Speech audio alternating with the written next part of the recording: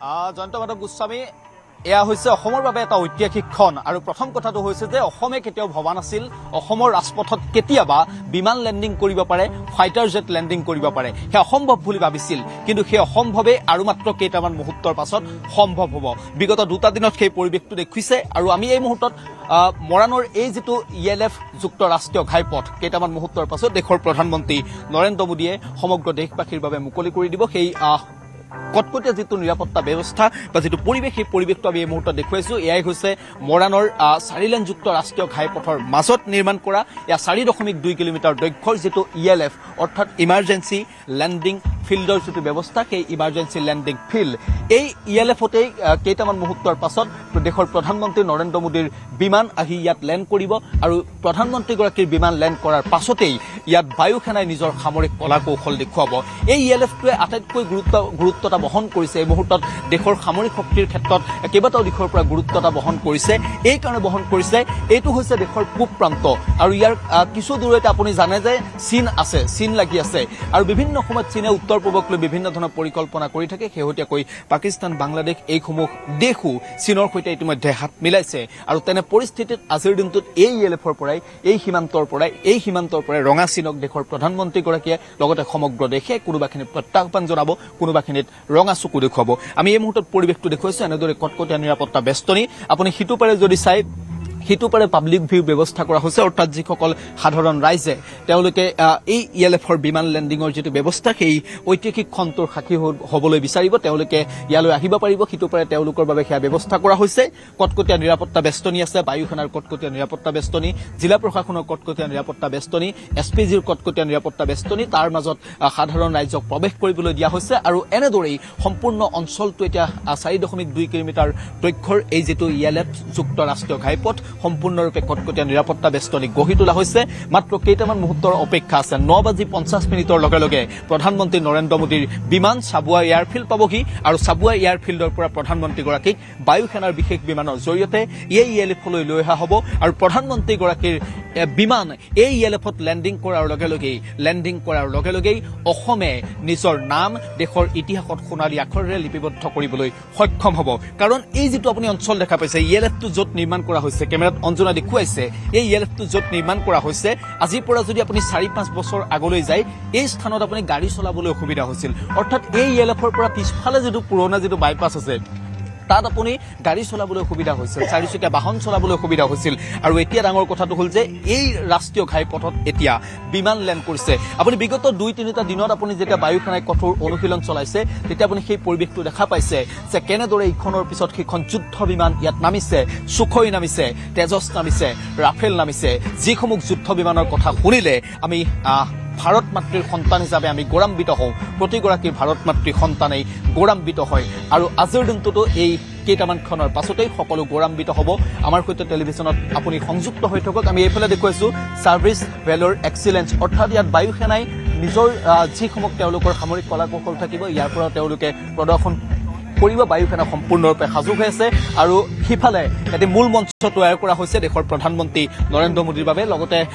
মুখ্যমন্ত্ৰী ডক্টৰ হিমন্ত বিশ্ব শৰ্মা থাকিব আৰু কটকটীয়া নিৰাপত্তা বেষ্টনী এই মুহূৰ্তত গঢ়ি তোলা হৈছে সেই যেটো মঞ্চ সাজু কৰা হৈছে সেই মঞ্চৰ পৰাই দেশৰ প্ৰধানমন্ত্ৰীগৰাকীয়ে বায়ু সেনাৰ যেটো বিশেষ এয়াৰ শ্ব' থাকিব আধা ঘণ্টা এয়াৰ শ্ব' 16খনকৈ ফাইটাৰ যাতে আকাশত মৰাণৰ এই আকাশত জটিয়নিৰ আকাশত গছপুৰীয়াৰ আকাশত যি নিজৰ সামৰিক কলাকৌশল প্ৰদৰ্শন কৰিব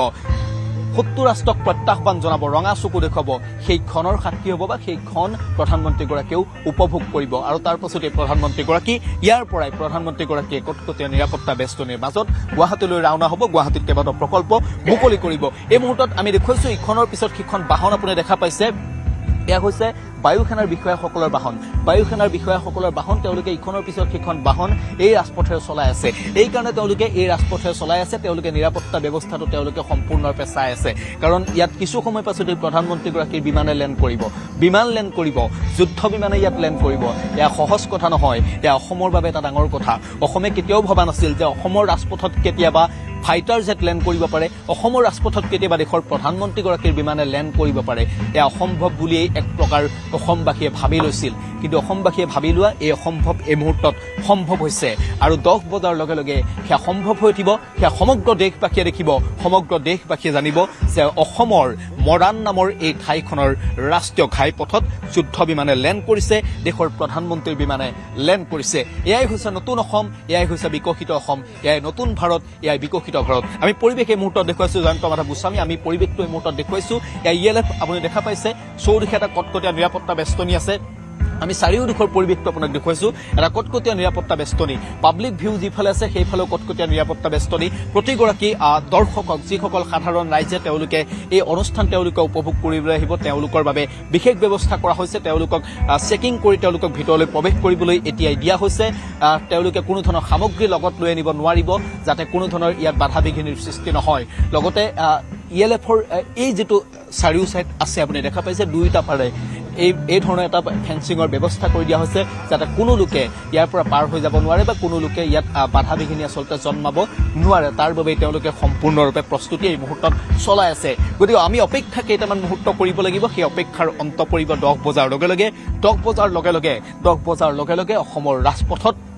প্ৰথমবাৰৰ বাবে দেশৰ প্ৰধানমন্ত্ৰীগৰাকীৰ বিমান লেণ্ডিং কৰিব আপুনি ভাবক যে আপুনি আজিৰ দিনটোত কিমান গৌৰৱান্বিত হ'ব অসমৰ ৰাজপথত দেশৰ প্ৰধানমন্ত্ৰীৰ বিমান লেণ্ড কৰিব অসমৰ ৰাজপথত সুখৈ তেজস মিগৰ দৰে অত্যাধুনিক ভাৰতীয় বায়ু সেনাৰ যুদ্ধ বিমানে লেণ্ড কৰিব এই যে ভাৰতীয় বায়ু সেনাৰ যুদ্ধ বিমান কেইখন আকাশত উৰি থাকিব দেশবাসী কিমান গৌৰৱান্বিত হ'ব আপুনি ভাবক আধা ঘণ্টা যেতিয়া বায়ু সেনাৰ এয়াৰ শ্ব' হ'ব ইয়াৰ পৰাই ৰঙা চিনক প্ৰত্যাহ্বান জনাব স্বাভাৱিকতেই আপুনি মই সকলো গৌৰৱান্বিত হ'ম আৰু ইয়াৰ পৰা আপুনি দেখা পাইছে এটা সুন্দৰ অত্যাধুনিক তেওঁলোকে সাউণ্ড সিস্টেম তেওঁলোকে ব্যৱস্থা কৰিছে এই কাৰণে তেওঁলোকে ব্যৱস্থা কৰিছে দেশ মাতৃৰ জয়গান ইয়াত বাজি উঠিব দেশ মাতৃৰ ইটোৰ পিছত সিটো জয়গান ইয়াত বাজি উঠিব ইয়াত সাউণ্ড ডিজাইনাৰসকল ইতিমধ্যে আহিছে তেওঁলোকক লৈ অনা হৈছে ভাৰতীয় বায়ু সেনাৰ তেওঁলোকৰ যেটো বেণ্ড থাকিব সেই বেণ্ডেও তেওঁলোকে সহযোগ কৰিব আৰু ইয়াৰ পৰাই দেশ মাতৃৰ ইটোৰ পিছত সিটো দেশ মাতৃক গৌৰৱান্বিত কৰা ইটোৰ পিছত সিটো বিজয়ৰ গান ইয়াত বাজি থাকিব লগে লগে তাৰ সমান্তৰালকৈ বায়ু সেনাৰ 16খনকৈ ফাইটাৰ জেটৰ অত্যাধুনিক ফাইটাৰ জেটৰ এয়াৰ শ্ব' ইয়াত চলি থাকিব আমি দেখুৱাইছো কেমেৰাত অঞ্জনে সেই পৰিৱেশটো দেখুৱাব এয়া বায়ু সেনাৰ এয়া বিষয়াসকল তেওঁলোকে পৰিস্থিতি তেওঁলোকে তদাৰক কৰি আছে সমগ্ৰ পৰিস্থিতি তেওঁলোকে তদাৰক কৰিছে তেওঁলোকে অতি নিখুঁতভাৱে তেওঁলোকে পৰিকল্পনা কৰিছে অতি নিখুঁতভাৱে তেওঁলোকে প্ৰধানমন্ত্ৰীগৰাকীৰ এই বিমান লেণ্ডিং কৰাবলৈ তেওঁলোকে এই মুহূৰ্তত ব্যৱস্থা কৰি আছে মাত্ৰ কেইটামান মুহূৰ্তৰ অপেক্ষা তাৰ পাছতেই দেশৰ প্ৰধানমন্ত্ৰীগৰাকীয়ে মৰাণৰ জটিয়নি আৰু গছপুৰীয়াৰ এই যেটো ৰাষ্ট্ৰীয় ঘাইপথ এই ৰাষ্ট্ৰীয় ঘাইপথত প্ৰধানমন্ত্ৰীগৰাকীৰ বিমান লেণ্ড কৰিব প্ৰধানমন্ত্ৰীগৰাকীৰ বিমানৰ লগত থাকিব 16খনকৈ ফাইটাৰ জেট প্ৰধানমন্ত্ৰীগৰাকীৰ বিমান লেণ্ড কৰাৰ লগে লগে এই আকাশত আপুনি ভাবক এই যিখন আকাশ আপুনি দেখা পাইছে মৰাণৰ জটিয়নিৰ আকাশ মৰাণৰ গছপুৰীয়াৰ আকাশ এই আকাশতেই বায়ু সেনাৰ নিজৰ সামৰিক কলা কৌশল প্ৰদৰ্শন কৰিব আটাইতকৈ ডাঙৰ কথাটো হৈছে যে এই ইএলএফৰ গুৰুত্বতাৰ কথা মই আপোনাক কৈছো যে যিকোনো পৰিস্থিতি কেৱল যুদ্ধকালীন পৰিস্থিতি নহয় জৰুৰীকালীন পৰিস্থিতি সেই কাৰণে কোৱা হৈছে জৰুৰীকালীন বিমান অৱতৰণ ক্ষেত্ৰ ইয়াৰ পৰা আপুনি ধৰি লওক ইয়াৰ পৰা অৰুণাচল সীমান্তলৈ চীন সীমান্তলৈ কিবা সামগ্ৰী কঢ়িয়াই লৈ যাব লাগে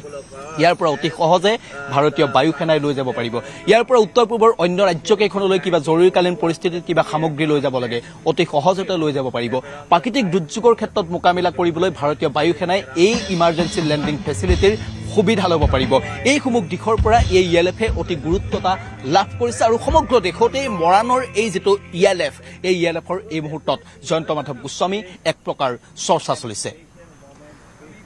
নিশ্চিতভাৱে বিক্ৰম আপুনি আটাইখিনি কথাই এনেদৰে সুন্দৰকৈ উপস্থাপন কৰিছে আপুনি কোৱাৰ দৰে এই ইএলএফ উত্তৰ পূৰ্বাঞ্চলৰ প্ৰথমটো এয়া জৰুৰীকালীন অৱতৰণ সেৱাৰ এই ব্যৱস্থা কৰা হৈছে যি নেকি আজি ভাৰতৰ প্ৰধানমন্ত্ৰীগৰাকী উপহাৰ হিচাপে আগবঢ়াব দ্বৈত ব্যৱহাৰযোগ্য এই ইএলএফ যুক্ত ৰাষ্ট্ৰীয় ঘাইপথ আপুনি কোৱাৰ দৰে যুদ্ধৰ সময়তে হওক বা প্ৰাকৃতিক দুৰ্যোগৰ সময়তে হওক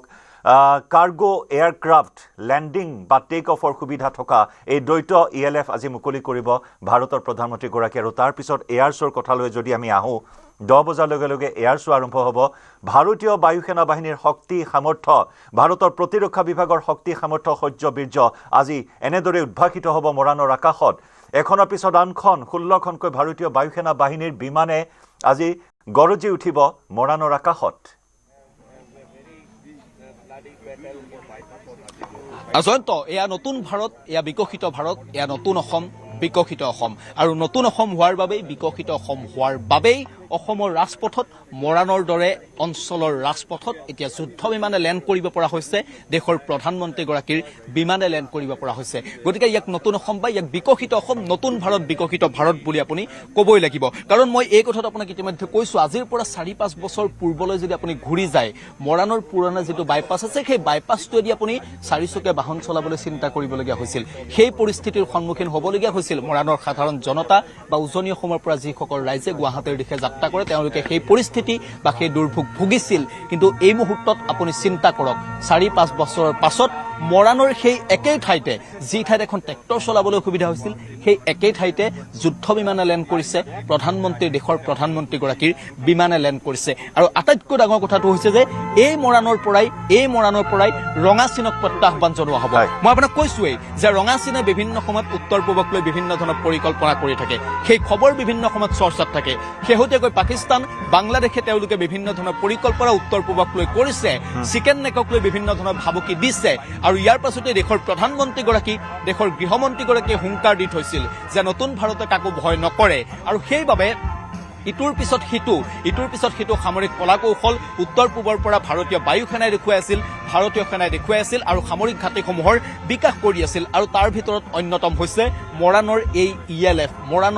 ELF, সেইকাৰণে তাৎপৰ্য বহন কৰিছে মৰাণৰ এই ELF, সেইকাৰণে দেশৰ ভিতৰতে এক বিশেষ গুৰুত্বতা লাভ কৰিবলৈ সক্ষম হৈছে। কাৰণ দেশৰ বিভিন্ন